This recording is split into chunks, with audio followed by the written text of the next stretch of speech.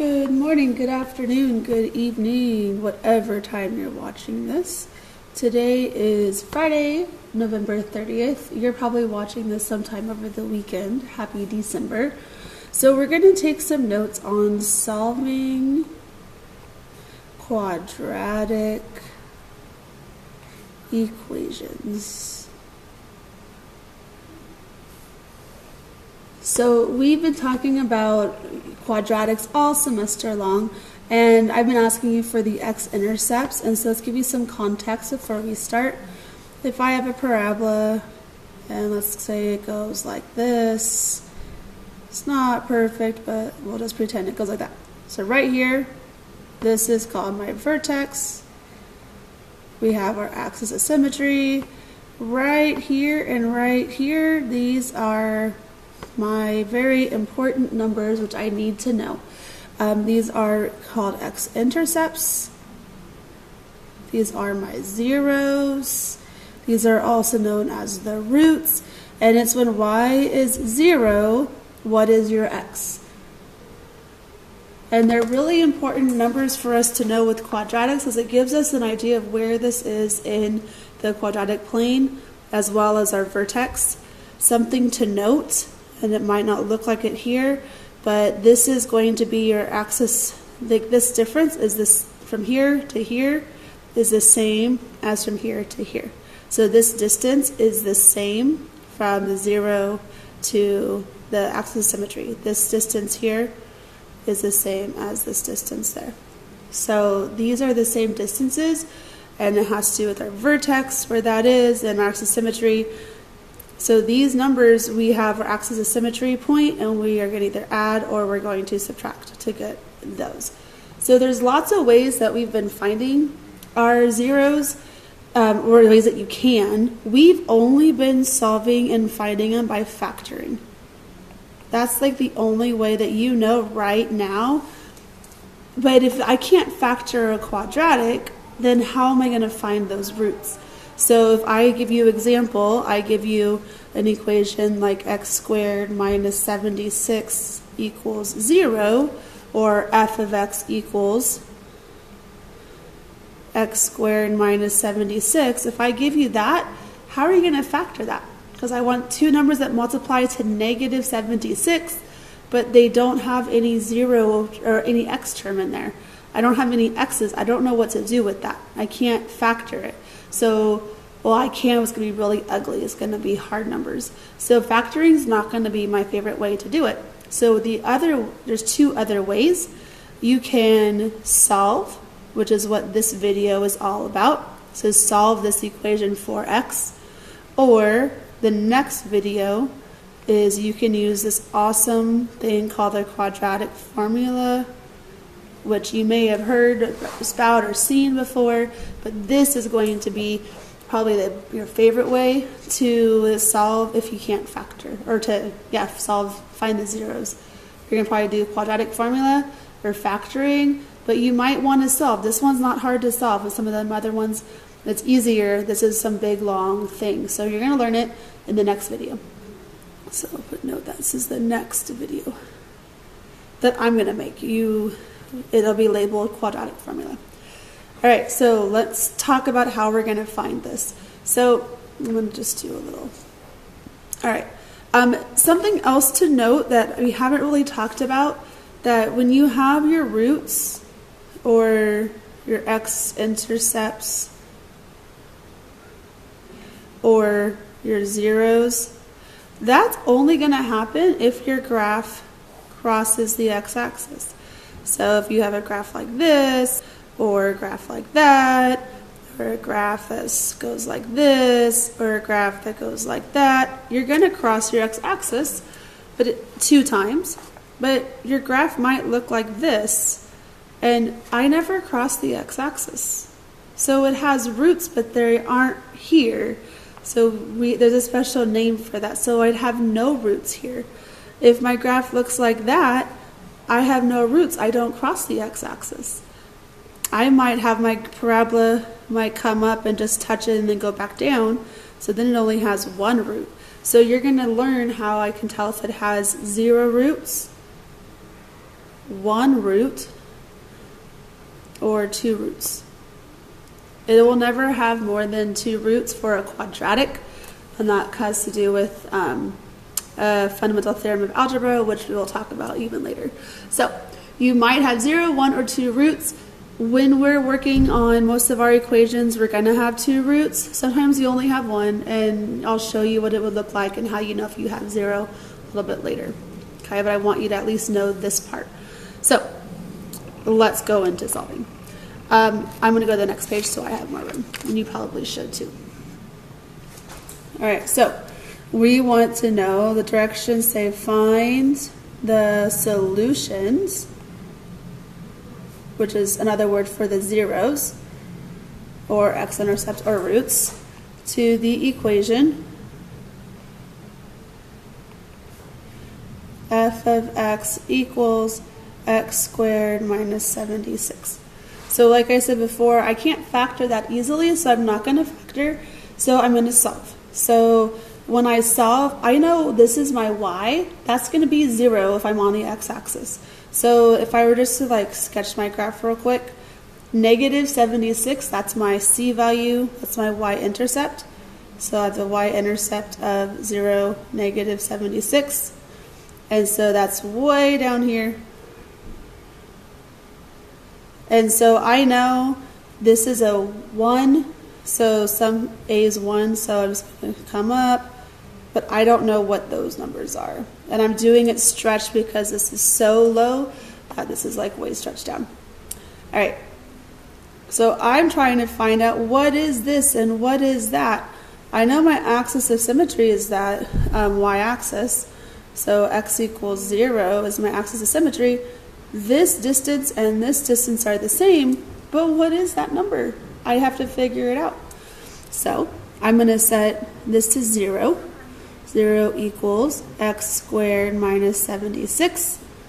And I want to get x all by itself. So what's happening to x? It's getting squared, and then I'm subtracting. So I want to go backwards, undo the subtracting first. So I'm going to add 76 to both sides of this equation. So that gives me 76 equals x squared. And now I need to get what is x. So we talked about how you can undo squaring a number by the square root. So I'm going to take the square root of both sides, and I'm going to actually flip this now so that I have my x over here. So x equals, when it's squared, you do the square root, you just get x. It's the square root of 76. But what number is that? I don't know. So we have to figure it out. We have an exact answer, and we have an estimated answer. If I'm graphing, I want an estimated answer, but I would like to have an exact as well. And on your test, they might have a couple of answers that you have to choose from. One is exact, and one would be simplified. So if I know the square root of 76, you guys can find that by doing your factor tree, and 76 is 2 times 38, and 38 is 2 times 19. So those are my primes, and so x equals the square root of 2 times 19. And so remember, I grouped my 2's, so x equals 2 comes out, and I'm left over with that 19 inside because I don't have a partner for it. Okay, so an important thing to note, when I do the square root, notice I have 2 zeros. Right now I'm just talking about the positive square root of 76, but that's going to be over here. But I also have a negative square root of 76. So this should be plus and minus negative 76. This is plus and minus. This over here is plus and minus. And so now I'm going to find the square root of 2 times root 19. That's my exact answer. I can use a calculator. And I have a positive version and I have a negative version. So you can use your calculator. And I don't think a lot of you know how to use square root buttons yet from what I've been seeing in class. So to get the square root, you hit second, And then this x squared, above it is that little square root sign. So that comes in. And I'm just going to put 76 in there. Makes it a little bit easier for my calculation. So I'm going to use that idea, that number. And if I hit enter, there's my answer. So it's about, notice it continues on. So this is continues forever. It's irrational number, but I can estimate it. So that is about 8 point, and we'll go 2 digits over, 8.72. So x is about plus or minus 8.72. And then you can clear that. If you wanted to use this version and make sure you're correct with it, all you do is you hit 2 and then that second square root button and 19. And when you multiply that out, sure enough, there's the same thing, 8.7177, which is 8.712 when you estimate, when you round. So I have this. So this number goes back up to here. And so this is my solution here and here. So if you have to think a little bit, this is my negative side. So this is x is about equal to negative 8.72. And this over here, x is about equal to positive 8.72, or 8 72 hundredths, to say it correctly. So that's my solution. Those are my roots. And so if I were to write those as points, then my x is negative 8.72, comma 0, and it's about, not exact. And over here, it's about 8 72 hundredths, comma 0. Y is 0, x is that. So I have just solved and I have found the roots, or the x-intercepts of this equation that I can't solve just by graphing it or by factoring. So right now, I'm going to ask you a quiz question, and I'm going to ask you to do the equation x squared minus 20, this is example 2, equals 0. So I want you to try that. So pause the video, try this on your own, answer your question. Seriously, you should pause it already. Answer your question on the quiz thing, and then I'm going to show you my solution to this. So you already had to have answered the quiz question. So I'm again thinking, here's my graph. Again, I am at, there's no x terms here. It's x squared minus 20. So that's my y-intercept. So that's negative 20, 0. That's my y-intercept. Oops, 0, negative 20. I do that all the time. I know you guys do too. So that's my y-intercept, 0, negative 20. And so now I want to know, where does it cross up here? So again, a is 1, so it's going to come up like this, and maybe more specifically like that. And so I'm going to now solve my equation. I know the square root of 20 is between 4 and 5, because 4 times 4 is 16 and 5 times 5 is 25, but I want an exact answer, not about answer. But if you're taking a multiple choice test and they ask you for your answers, you could just say what it's going to be. You can guess it pretty quickly.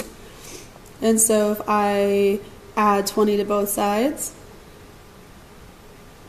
then you get x squared equals, that's a 0, and 20.